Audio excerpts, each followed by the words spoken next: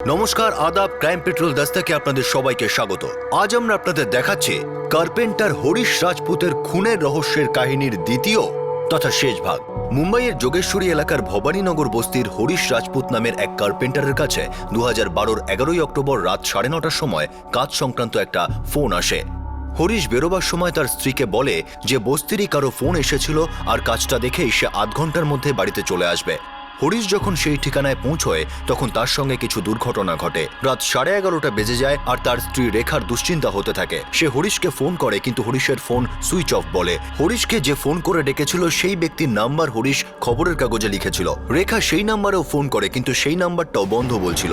রেখা তার বোন আশার কাছে যায় আর তাকে এবং তার স্বামী রঞ্জিতকে সবকিছু জানায়। তারা সবাই মিলে বস্তির প্রত্যেকটা ঘর তন্ন তন্ন করে খোঁজে কিন্তু হরিশ রাজপুতের কোনো খবর পাওয়া যায় না। ওদের এক প্রতিবেশী অখিল সেও খুঁজতে সাহায্য করে। শেষমেশ তারা পুলিশের কাছে যায়। পুলিশ হরিশের পার্টনার বিনোদ কুলটেকে ফোন করে এটা জানার জন্য যে হয়তো সে জানবে হরিশ কোন কাস্টমারের কাছে গেছে, কিন্তু বিনোদ এই বিষয়ে কিছুই জানতো না। পুলিশ রেখা আর সবাইকেই সকাল পর্যন্ত অপেক্ষা করতে পরামর্শ দেয় কিন্তু হরিশ সকাল পর্যন্ত ফেরে না। পুলিশ এবার হরিশ রাজপুতকে খোঁজা শুরু করে। ফোন রেকর্ড থেকে এটা জানা যায় যে সেই রাতে হরিশকে যেই নাম্বার থেকে ফোন করা হয়েছিল সেই সিম কার্ডটা একদিন আগেই কেনা হয়েছিল আর সিম কার্ডটা দিয়ে মাত্র দুটো নাম্বারেই কথাবার্তা হয়েছিল, হরিশের সঙ্গে আর মহেন্দ্র নামক এক ব্যক্তির সঙ্গে। মহেন্দ্র গোরেগাঁওয়ের এক কাপড়ের ব্যবসায়ী ছিল।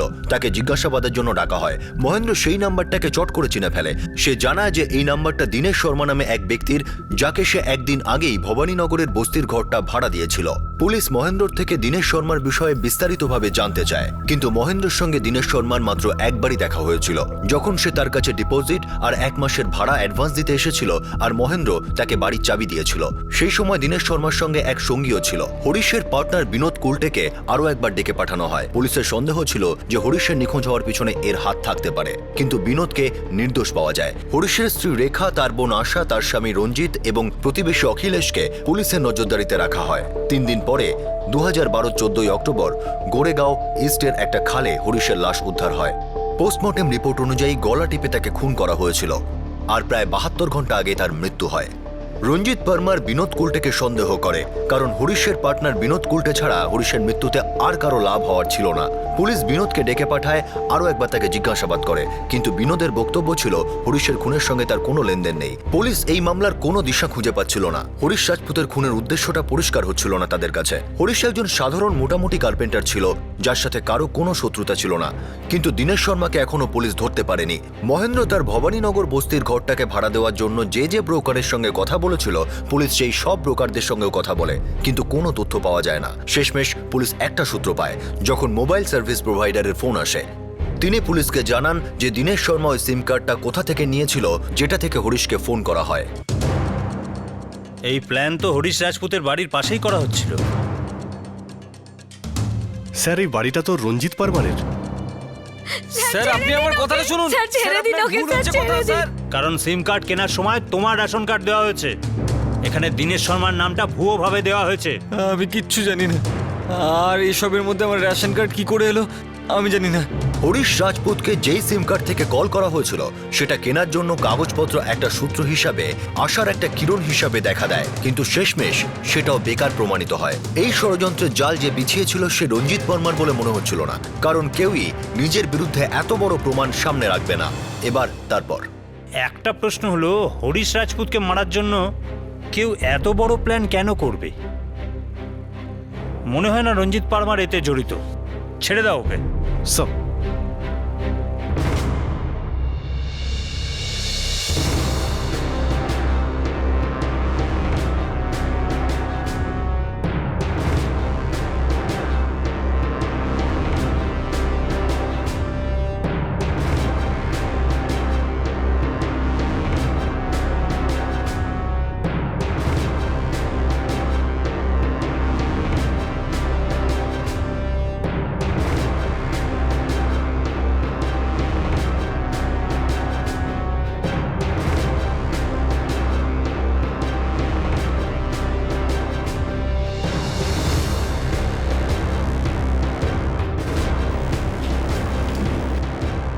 স্যার, কাজ নিয়ে কোনো ঝামেলা বলে মনে হয় না। কিছু না, কিছু তো থাকবে। এখন ব্যাপারটা হলো বাইরে থেকে তো সবই ঠিকঠাক লাগে, কিন্তু একটু ভেবে দেখার পর একটা ব্যাপার আমাকে হিট করলো। কি? ওই যে মাস্টার আছে না, অখিলেশ, যে রঞ্জিত পারমারের ছেলে কুণালকে টিউশন পড়ায়, ও হরিশ রাজপুতের ছেলে বিশালকে কেন টিউশন পড়ায় না? জিজ্ঞেস করুন কেন। তারপর বল। আগে যেটা হতো সেটা হচ্ছে 1.5 বছর আগে পর্যন্ত ও দুজনকেই পড়াতো, ঠিক আছে, দুজনকেই একসাথে পড়াতো। তারপর হঠাৎ করে ও বিশালের টিউশন এটা কেন বন্ধ করে দিল? ভাবার বিষয়, ভাবুন ভাবুন। এ হিরো, তারপর বল। আর আমি কিছু জানি না, বস্তিতেও কারোর কোনো আইডিয়া নেই। আচ্ছা, এই হরিশের বউ রেখা, ওর সাথে কারো কোনো অ্যাফেয়ার বা সেরকম কিছু? স্যার সঠিকভাবে বলা তো মুশকিল, কিন্তু হতে পারে হরিশের সাথে কারোর কোনো অ্যাফেয়ার আছে, আবার ওর বউয়েরও চক্কর থাকতে পারে। অখিলেশ সিং, এর ব্যাপারে সবকিছু খবর নাও। কোথা থেকে এসেছে, আগে কোথায় কি করতো, সবকিছু। কারণ ও এখন কি করে সেটাই আমরা শুধু জানি। সব সিম কার্ড নেবার জন্য কেউ আমার রেশন কার্ড ব্যবহার করেছে। দীনেশ শর্মা, কিন্তু এরকম কোনো লোক তো এই বস্তিতে কখনো ছিলই না। মহেন্দ্রবাবু তো ছিলই বলেইছিলেন না। যে এই লোকটা একদিন আগেই ঘর ভাড়া নিয়েছিল।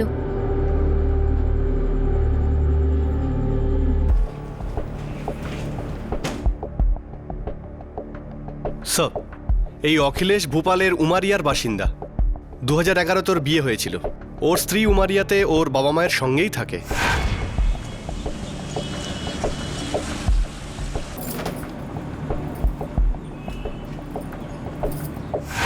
অখিলেশ গ্র্যাজুয়েট, ব্যাংকে সেলস এজেন্টের কাজ করে আর টিউশনও করায়। 1.5 বছর আগে হরিশ রাজপুতের ছেলে বিশালের টিউশন দেওয়াও বন্ধ করে দেয় কেন? এক কাজ করো, আশা পারমারকে পুলিশ স্টেশনে ডাকো। বলবে তেমন কিছু নয়, কিছু কথা বলার আছে। স্যার,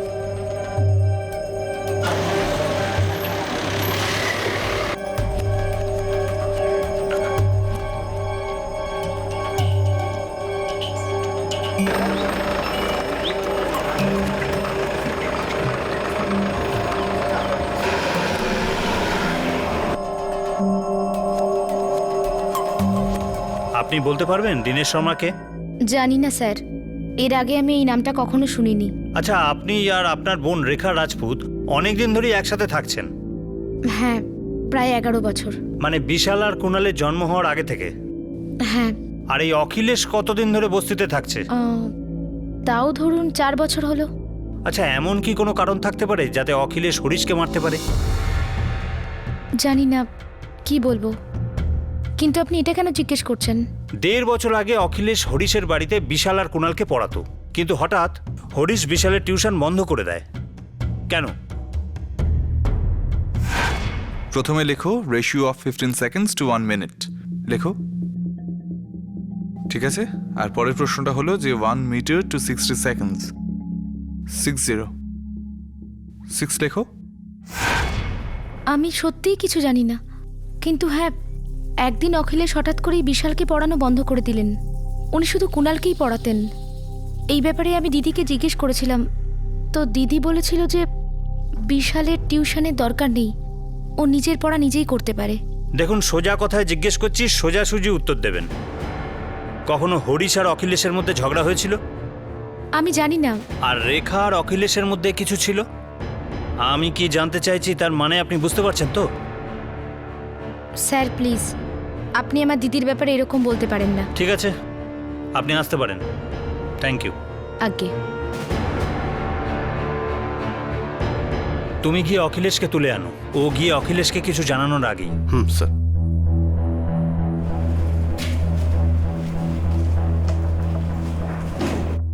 হরিশ রাজপুত আর ওর স্ত্রী রেখার মনে হয়েছিল যে ওদের ছেলে বিশাল নিজেই পড়তে পারে, ওরা টিউশনের দরকার নেই। আসল কথা বল অখিলেশ, আসল কথা বল, যা এখনো তুই লুকাচ্ছিস।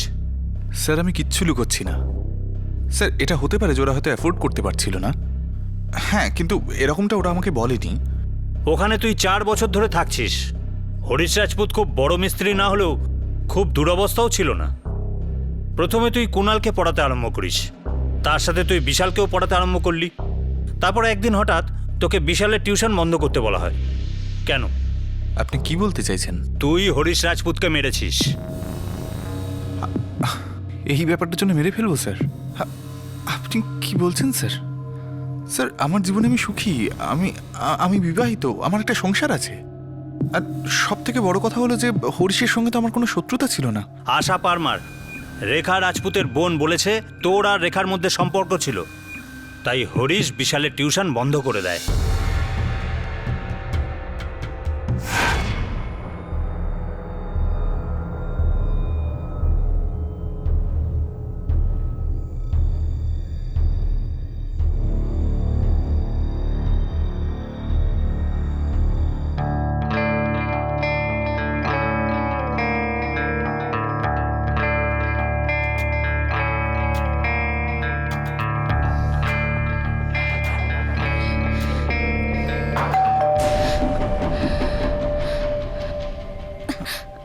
আরে দেখি কে এসছে।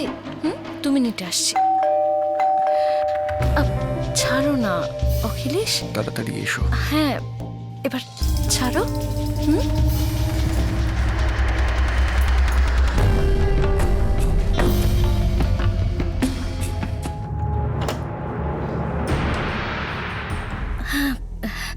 তুমি এত তাড়াতাড়ি চলে এলে? শরীরটা ভালো লাগছিল না, তাই চলে এলাম। সকাল থেকে কিরকম সারা গায়ে জ্বর লাগছে। তুমি বসো না, আমি জল নিয়ে আসছি। দাও।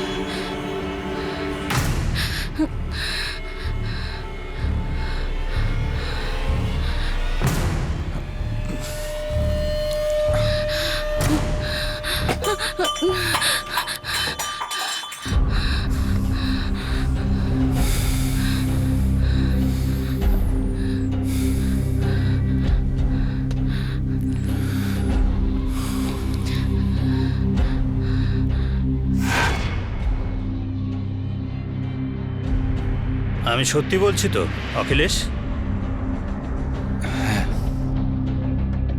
কিন্তু স্যার, রেখা আর আমার মধ্যে ব্যাপারটা 1.5 বছর আগে হয়ে গেছে। তারপর আমি বিয়েও করেছি স্যার। আর হরিশ জানতে পারার পর থেকে রেখা আর আমার মধ্যে কোনো সম্পর্ক ছিল না স্যার। ভালো, বলতে থাক বলতে থাক।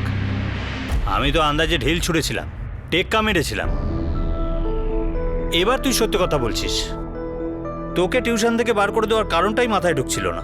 আর তুই এখনো কুণালকে পড়াস। তার মানে রঞ্জিত আর আশা তোদের দুজনের অ্যাফেয়ারের ব্যাপারে এখনো পর্যন্ত জানেই না। স্যার, রেখার সঙ্গে এই ব্যাপারটা অনেকদিন আগেকার কথা স্যার। আমি যেটা করেছি তার জন্য আমি যথেষ্ট অনুতপ্ত, আর হরিশের কাছে আমি এর জন্য ক্ষমাও চেয়েছিলাম স্যার। তারপর আমি গ্রামে গেলাম, আমার বিয়ে হলো। আর স্যার, তারপর হরিশ আর আমার মধ্যে আর কোনো তিক্ততা ছিল না। এখানেই তো আটকে যাচ্ছি। এই দীনেশ শর্মাকে? স্যার, আমি কোনো দীনেশ শর্মাকে চিনি না। আমি হরিশ রাজপুত, কাঠমিস্ত্রি। হ্যাঁ হ্যাঁ, আসুন আসুন। দীনেশ শর্মা তোর বন্ধু, যাকে কাজের জন্য তুই এখানে এনেছিলি। আমি করিনি স্যার, আমি খুনটা করিনি। ঠিক আছে, তুই ততক্ষণ মুম্বাই ছেড়ে যাবি না যতক্ষণ না আমরা হরিশ রাজপুতের খুনিকে ধরছি। আর মনে রাখিস, আমাদের নজর থাকবে তোর উপর। আন্দাজে হলেও অনুসন্ধানের জন্য নিশানাটা একেবারে সঠিক জায়গায় লেগেছিল। এই খুনটাতে ব্যক্তিগত কারণের আভাস মিলছিল, আর পুলিশ এই ব্যক্তিগত কারণের সঠিক আন্দাজ করে নিয়েছিল। হরিশ রাজপুতের স্ত্রী রেখা আর তার প্রতিবেশী অখিলেশের মধ্যে অ্যাফেয়ার। কিন্তু এখনো পর্যন্ত অখিলেশ আর রেখার এই খুনে অংশগ্রহণের পরিষ্কারভাবে কিছু প্রমাণ পাওয়া যাচ্ছিল না, যাতে এই তদন্ত তার সিদ্ধান্তে বা এন্ডে আসতে পারে।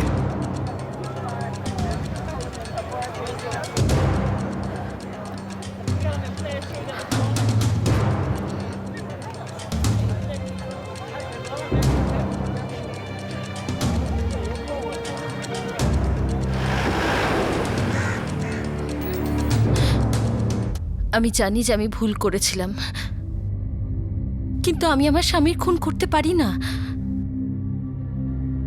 আমি আমার ভুলটা খুব তাড়াতাড়ি বুঝে গেছিলাম। আমি আমার স্বামী আর ছেলেকে খুব ভালোবাসি স্যার। রেখা, যতক্ষণ না আমরা নিজে থেকে এই কথাটা বার করলাম, তুমি এই ব্যাপারে আমাদের আগে কিছু বলনি। কারণ এইসব পুরনো কথা ছিল। সম্পর্ক ভেঙেছে সেটা অনেক দিন হয়ে গেছে, কিন্তু এর সঙ্গে আমার স্বামীর খুনের কোনো সম্পর্ক নেই। তাহলে হরিশ রাজপুতের মার্ডারের সাথে কিসের যোগ আছে তুমি বলে দাও। আমি জানি না, আমি কিচ্ছু জানি না। হ্যাঁ, আমি ভুল করেছিলাম। আমি অখিলেশকে ভালোবেসেছিলাম। হ্যাঁ, ও আমাদেরকে হাতে নাতে ধরেও ফেলেছিল। ও আমাকে তার জন্য অনেক কথাও শুনিয়েছিল, কিন্তু ও সত্যি খুব ভালো মানুষ ছিল স্যার।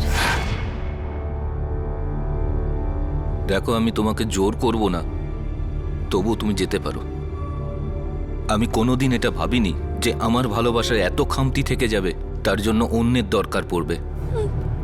আমাকে ক্ষমা করে দাও হরিশ, আমি এরকমটা চাইনি। আমি এরকম সত্যিই ভাবিনি। তুমি কি চাইছো সেটা তো জানতেই পারলাম। আমি তোমাকে আটকাচ্ছি না, তুমি যেতে চাইলে চলে যাও। ছেলেকে আমি সামলে নেব। এরপরেও যদি মনে হয় তুমি ওর সাথে থাকবে, তুমি যেতে পারো, থাকো ওর সাথে। কিন্তু একটা কথা মনে রেখো, শুধু তোমার কারণে সবার জীবন নষ্ট হয়ে যাবে। তুমি একবার ছেলেটার কথা ভাবলে না? কি ভাববে ও, যে ওর মা পরপুরুষের জন্য নিজের বাবাকে ছেড়ে চলে গেল, সবকিছু ত্যাগ করলো? এরপরেও কি মনে হয় ও তোমাকে মা বলে ডাকবে?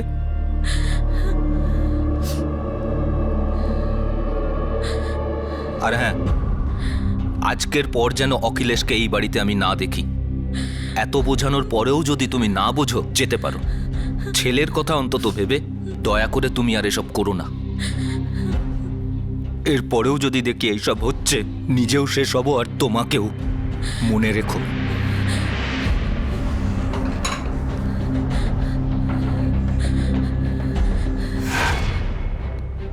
তুমি আবার অখিলেশের কাছে গেলে, হরিশ তোমাদের আবার হাতে নাতে ধরে। আর হরিশ থাকলে তোমরা এই সম্পর্ক চালাতে পারতে না, তাই তোমরা প্ল্যান করলে আর হরিশকে তোমরা রাস্তা থেকে সরিয়ে দিলে। এবার তোমরা তোমাদের সম্পর্ক চালাতে পারছো, কারণ রাস্তা পুরো পরিষ্কার। আর অখিলেশের তো কোনো ব্যাপারই না, ওর বউ গ্রামে থাকে, আর ও এই মুম্বাইতে কি করছে সে তো ওর বউ জানতেই পারবে না। না, অখিলেশের সঙ্গে তো আমি অনেকদিন আগেই সম্পর্ক ভেঙে দিয়েছিলাম স্যার।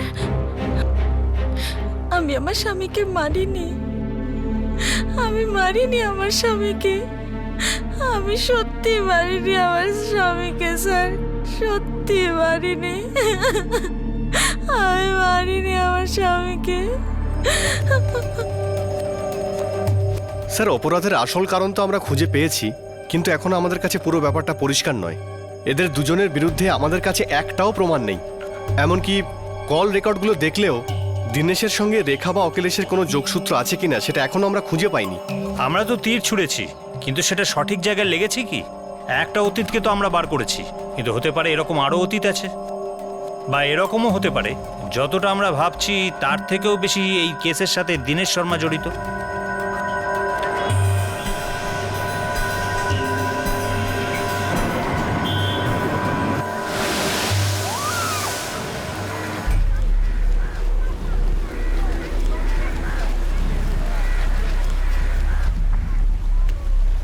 আমি কাল বেরোচ্ছি।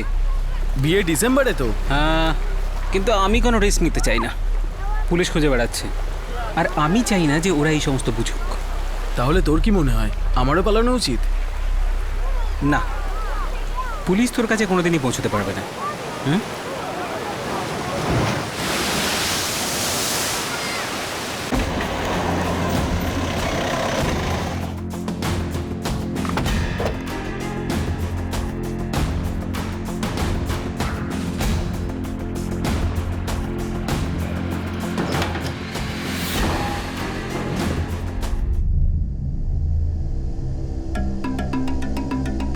পুরো চান্স রয়েছে এই ঘরেই হরিশকে মারা হয়েছে। এখানেই হয়তো দীনেশ শর্মা আর তার বন্ধু অপেক্ষা করছিল। তারপর ওরা হরিশ রাজপুতকে ডাকে আর গলা টিপে মেরে ফেলে। হরিশ হয়তো রাত 9:30টার দিকে এই বাড়িতে এসেছিল।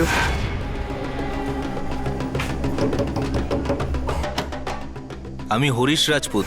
তারপর রাত্রি 11:30 নাগাদ রেখা এই কথাটা তার বোন আশা, তার স্বামী রঞ্জিত আর প্রতিবেশী অখিলেশকে জানায়। আশা হরিশ বাইরে গেছিল, অনেক দেরি হয়ে গেছে, কিন্তু এখনো ফেরেনি। তারপর হয়তো সবাই মিলে এই হরিশ রাজপুতকে খুঁজছিল।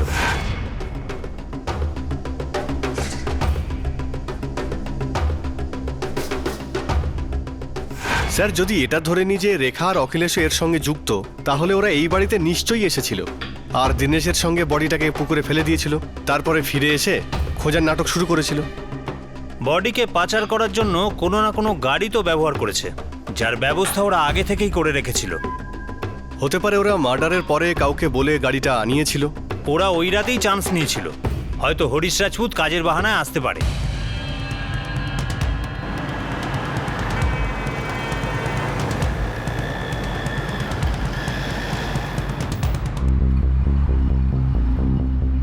দিনের বেলা ট্রাফিকের কারণে এখানে আসতে আধ ঘন্টা লাগলো, রাতে তো মনে হয় ওদের 15 মিনিটও লাগেনি। আর সহজেই হয়ে যায়।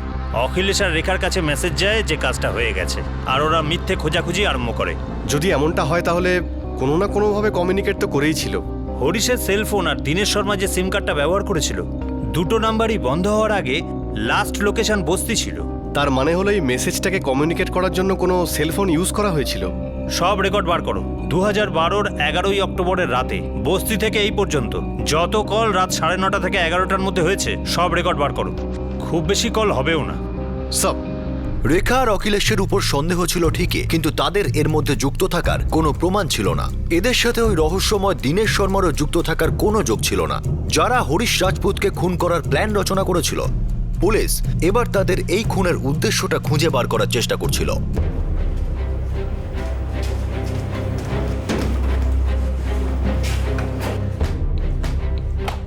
এগারোই অক্টোবর 2012 রাত 9:30 থেকে 11টার মধ্যে বস্তি থেকে পুকুর অব্দি 5,500 সিম অ্যাক্টিভেট ছিল।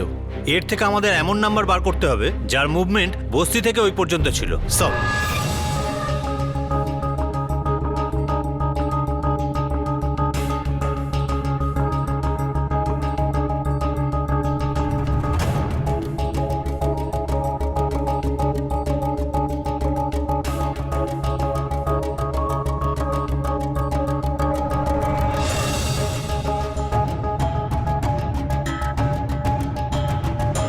একটা নম্বর পেয়েছি যার এক্স্যাক্ট মুভমেন্ট বস্তি থেকে ওই পর্যন্ত 444-333-245। তীর ছুরি হয়তো মাছের চোখে লেগে যেতে পারে। এই নাম্বারের ডিটেল ইনফরমেশন বার করো। সব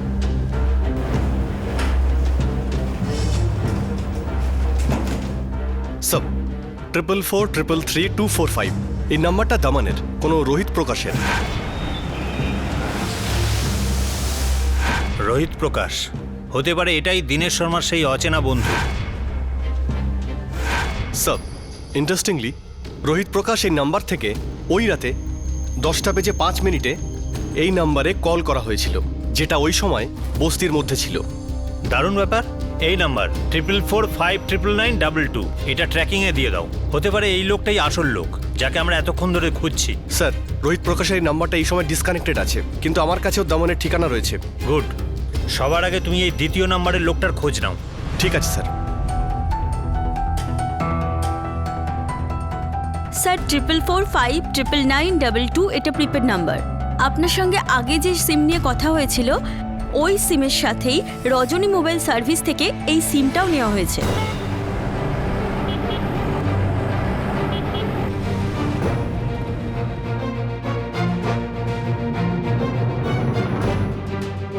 স্যার এই সিম কার্ডটাও ওই একই অ্যাড্রেসে দীনেশ শর্মাই নিয়েছে।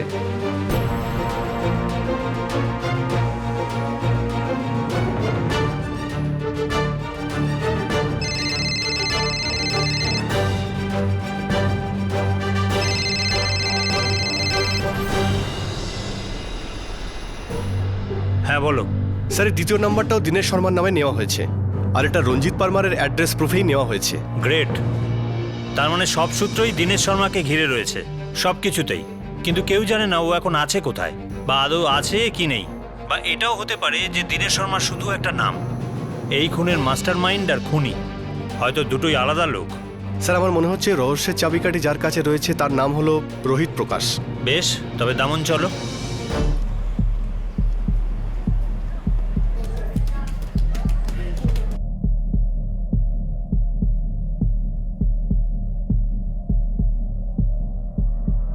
আশা,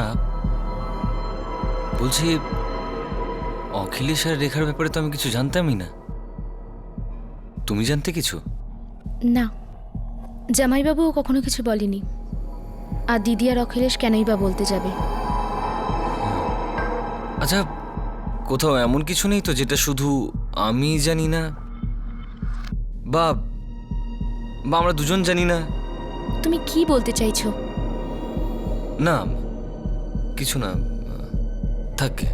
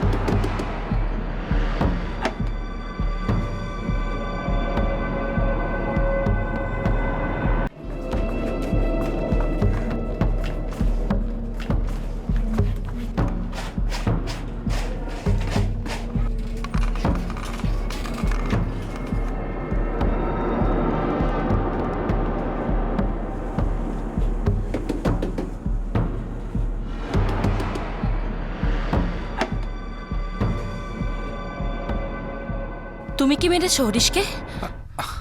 না, আমি খুন করিনি কাউকে।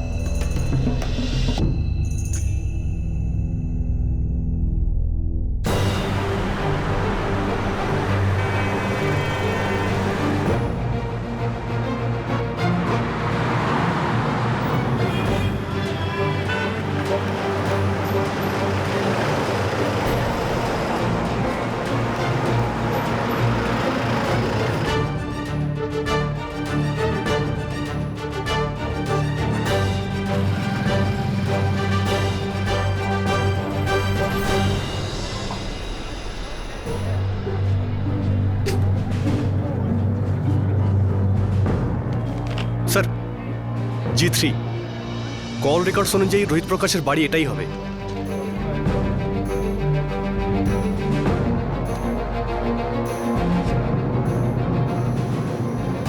দাদা, আপনি রোহিত প্রকাশকে চেনেন? যে এই বাড়িটাতে থাকে, হ্যাঁ যে কাঠের কাজ করে, সে তো? হ্যাঁ, ওই কোথায় গেছে ও? হয়তো গ্রামে গেছে, ওর বিয়ে হবে শুনেছি। আচ্ছা, তা গ্রাম কোথায় আপনি জানেন কি? না, ঠিক জানি না, তবে ওর এক বন্ধু আছে ভূপেশ, ওর সাথে এখানেই থাকে। Thank you.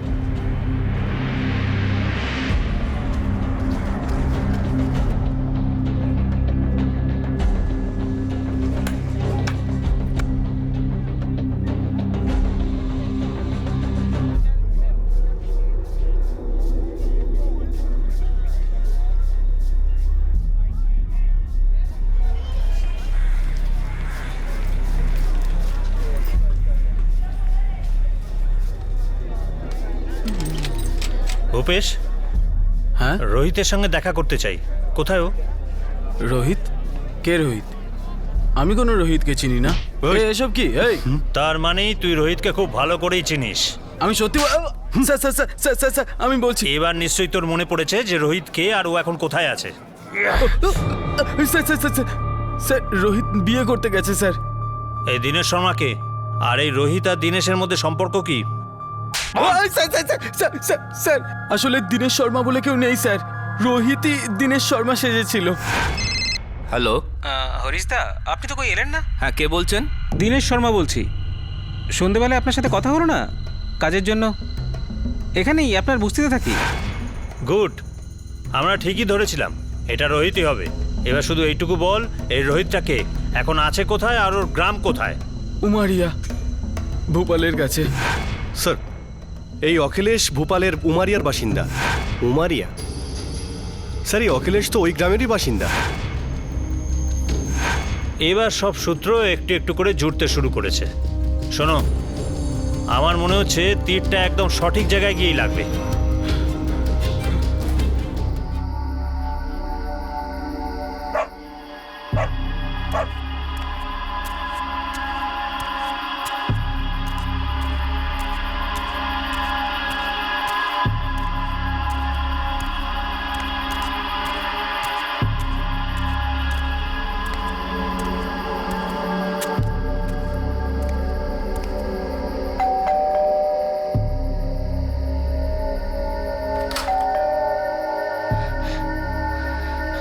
অখিলেশ,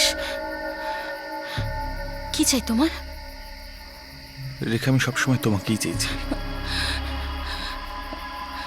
এখন কি চাই? আমি এই সমস্ত যা করেছি তোমার জন্যই তো করেছি। কি?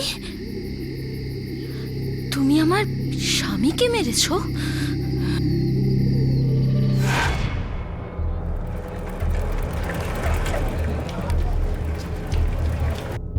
আমি তোমাকে ছাড়া বাঁচতে পারবো না। অখিলেশ, আমি কারোর স্ত্রী, একটা বাচ্চার মা। আমি, আমার ঘর সংসার আছে। দেখো, আমাদের মধ্যে যা কিছুই হয়েছে সেটা ভুলে যাও। ভুল হয়ে গিয়েছিল আমার, অন্যায় করেছি আমি। ব্যাস ব্যাস, এবার সবকিছু ভুলে যাও। আর তাছাড়া তোমারও তো বিয়ে হয়ে গেছে। দেখো, যা হয়ে গেছে তা হয়ে গেছে। আমি আমার স্বামী আর ছেলেকে ছাড়তে পারবো না। আমার দিকে তাকিয়ে বলো, তুমি আমাকে ভালোবাসো না? আমি তোমাকে ভালোবাসি না। ব্যাস, চলে যাও এখান থেকে।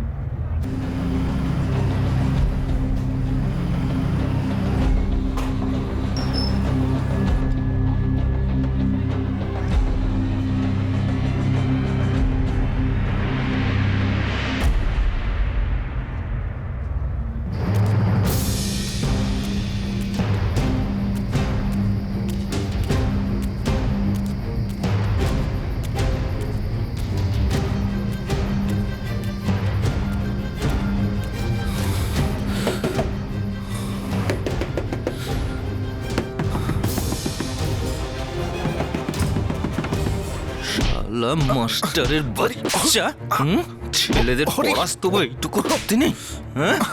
শুধু অন্যের বউয়ের দিকে ছুটছ। তোকে তোর বাড়িতে এই জন্য শুধু মারছি যে এর সঙ্গে আমার বউ জড়িত। আমার মান সম্মান নিয়ে খেলা। তোকে আগেও বলেছিলাম না, বুঝিয়েছিলাম না, হ্যাঁ? বুঝিয়ানি? বল, তোর মাথায় ঢোকেনি?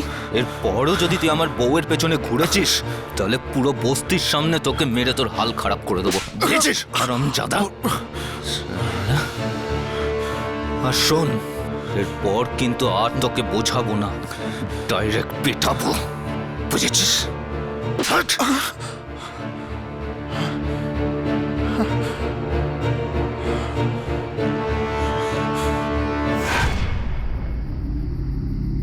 তুমি ওকে মেরে ফেললে? আমি সহ্য করতে পারিনি। ও আমার বাড়িতে ঢুকে আমাকে মেরে গেছে। আর তাছাড়া আমি তো তোমার সঙ্গে সারা জীবন কাটাতে চেয়েছি, আর এছাড়া তো অন্য কোনো রাস্তা ছিল না আমার সামনে। তুমি কি ভাবলে তুমি এরকম করে আমাকে পেয়ে যাবে? তুমি কি সারা জীবন শুধু আমার সঙ্গে থাকতে চাওনি?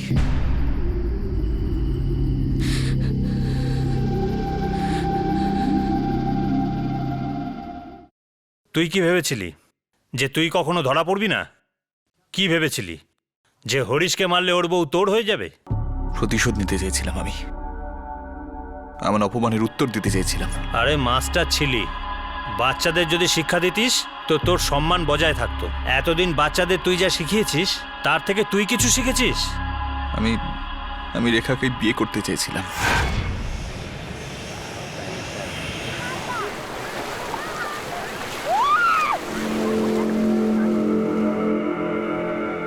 তো তুই কি চাইছিস? প্রতিশোধ, অপমানের প্রতিশোধ, আর সেটাও এমন ভাবে যাতে 7 জন্ম মনে রাখে। চ তাহলে পেটাই বেটাকে। আমি রেখাকে বিয়ে করতে চাই। তুই তো বিয়ে করেছিস। করতে হয়েছে বাবা মার জন্য, কিন্তু ভালো আমি রেখাকেই বাসি। কিন্তু তুই তো বলেছিলি যে রেখাই তোর সঙ্গে থাকতে চায় না। হরিশ যতদিন বেঁচে আছে সেটা কি করে সম্ভব? তাহলে তুই চাইছিস যে হরিশ রাস্তা থেকে সরে যা? যদি তুই তাই চাস তাহলে আমি তোর জন্য এই কাজটা করব। সত্যি বলছিস? আমি করব, কিন্তু এর জন্য আমি কি পাবো সেটা বল। তোর বিয়ের সমস্ত খরচ আমি করব, সমস্ত খরচ। এটাই তো আমার দরকার ছিল। ভূপেশ, আমি তোকে কিছু টাকা দেব। কিন্তু এই প্ল্যানিংটা খুব ভালোভাবে করতে হবে। আমরা দুবার ট্রাই করেছিলাম, কিন্তু কাজটা হয়নি। তারপর তুই রঞ্জিত পারমারের রেশন কার্ডটা চুরি করলি। হ্যাঁ, আমি চুরি করেছি, আর ওর একটা ডুপ্লিকেট করে আমি সিম কার্ড কিনি। দেখো, ভাড়া 8,000 টাকা, খুব জোর 500 কমাতে পারি, তার কম হবে না। ডিপোজিট কিন্তু 40,000ই নেব। ঠিক আছে, একটু সময় দিন, 2-3টে পার্টি আছে আমার কাছে, আমি দেখাচ্ছি। একটু তাড়াতাড়ি করো, আসলে কি বাড়িটা আমি লোনে নিয়েছি, তাই তাড়াতাড়ি ভাড়া দিতে চাই। আপনার নাম্বারটা দিন। হ্যাঁ, লেখো।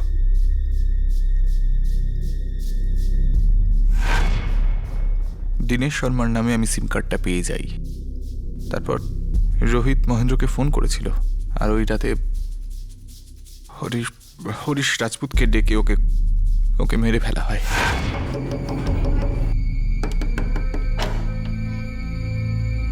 আমি হরিশ রাজপুত, কাঠমিস্ত্রি।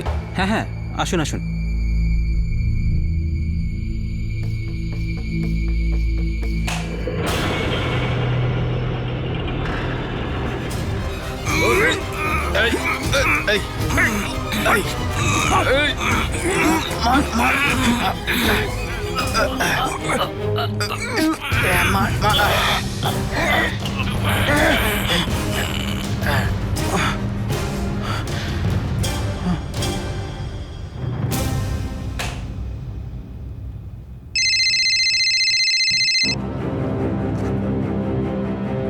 হ্যাঁ রোহিত, কাজ হয়ে গেছে।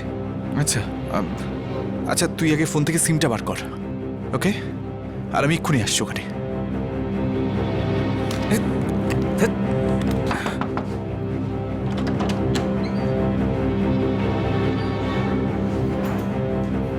ও চেঁচায়নি তো? না, আমরা সুযোগই দিইনি।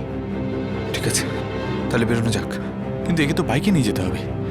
বাইক আমি চালাবো, তুই আর আমি আমাদের মাঝে একে বসাবো, ঠিক আছে? আর ভূপেশ, তুই বাইক নিয়ে আমাদের ফলো করবি। ঠিক আছে। ঠিক আছে, কিন্তু আমাদের সাবধান থাকতে হবে।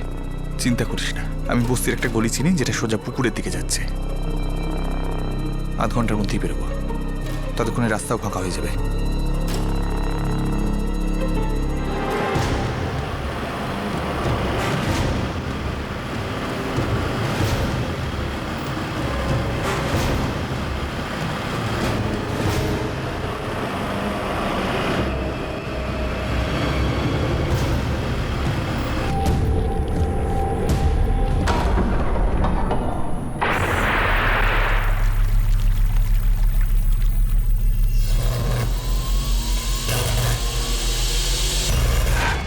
আমরা ওর লাশটা পুকুরে ফেলে দিয়ে বাড়ি ফিরে আসলাম। আর বাড়ি এসে হরিশ রাজপুতকে খুঁজতে শুরু করলি।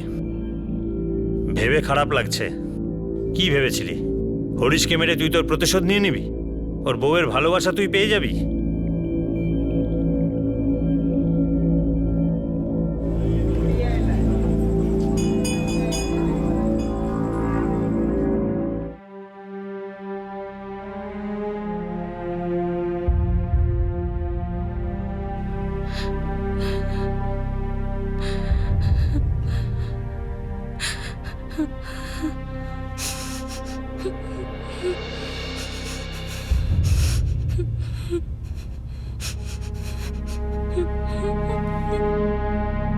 রোহিত প্রকাশকে তার গ্রাম থেকে খুঁজে বার করা হয়।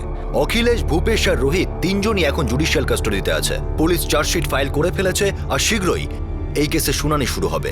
প্রতিশোধের স্পৃহা আর প্রেম ব্যর্থ হয়ে যাওয়ার পাগলামো একজন মানুষকে নির্মম অপরাধের দিকে ঠেলে দেয়, যার ফলে অনেকগুলো মানুষ ধ্বংস হয়ে গেল, ভেঙে পড়ল। যেই মহিলার জন্য সে ছটফট করত, তারই ছেলে অনাথ হয়ে গেল। তার নিজের স্ত্রীর জীবন এমন একজন স্বামী পেয়ে নষ্ট হয়ে গেল, যার জন্য তার একটুও চিন্তা ছিল না।